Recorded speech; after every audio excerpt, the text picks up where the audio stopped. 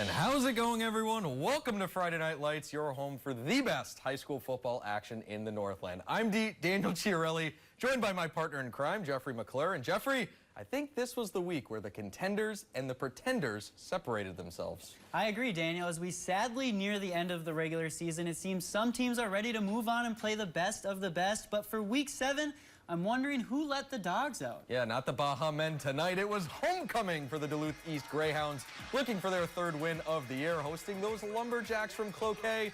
Also looking for win number 3. East with the first offensive drive. It's junior running back Dane Aarons cutting through that Jacks defense like a knife through hot butter. 52 yards later, he hits pay dirt, giving East the early 8-0 lead. The Jacks now looking for a response.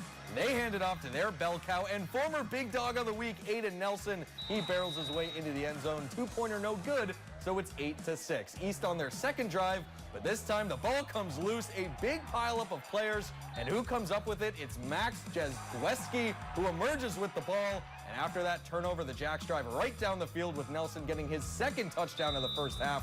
Cloquet grabs their first lead, 12-8. The Jacks would score off another Greyhounds fumble in that first half and would hold on in a nail-biter with a 21-20 win to spoil homecoming for the Hounds. Then we head over to Denfeld where they are hosting North Branch. First quarter action. It's 4th and 10, but these Vikings are going for it. Quarterback Ethan Thorson airs it out, and Logan Hamill reels it in. A clutch block buys him a clear path for 6 and puts North Branch on the board. They would recover the onside kick, but Denfeld would eventually get it back. Out of the shotgun, it's Lee Brooks with a 1-step drop.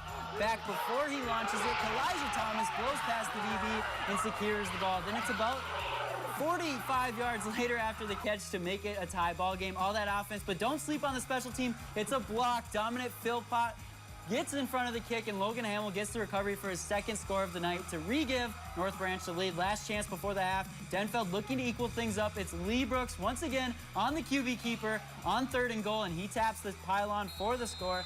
Despite this being tied at half, North Branch would absolutely positively dominate the 2nd half, winning 56-18. Now we head to the Igloo for a Thursday matchup between Esco and the Dragons from Pine City. Esco already up 6. Pine City on a 4th down goes for the tush push, and again, the ball pops out, and out of that scrum is sophomore Braxton Mail. He recovers the fumble to give the ball right back to his team.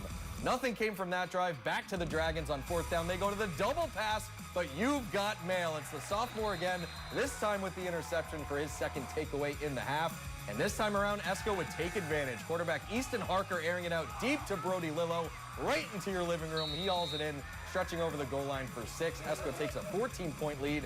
Now to the 2nd half, Harker pitching it this time to Mr. Reliable Graham Hartlead, shedding some tackles before taking it 55 yards for the score. Esco now up by 20. And it wasn't the prettiest win in Esco football history, but hey, they'll take it, moving to 5-2 with that 32-6 win over Pine City. And elsewhere in Minnesota, the Thunderhawks improved to 6-1 with a 55-0 blanking of Proctor. I still love you, Rails. Anchor down, the Blue Jackets take an 8-point win over the Mustangs from Mora, and Hermantown taking care of business tonight on the Iron Range with a 34-8 win over Rock Ridge. The International Falls Broncos taking down Mesabi East in overtime in a battle of field goals, 9-6. Meanwhile, the Barnum Bombers continue to roll with a 54-20 victory over Chisholm, and the Rebels from Moose Lake getting a big 37-0 shutout over Greenway Nashwauk Keewatin.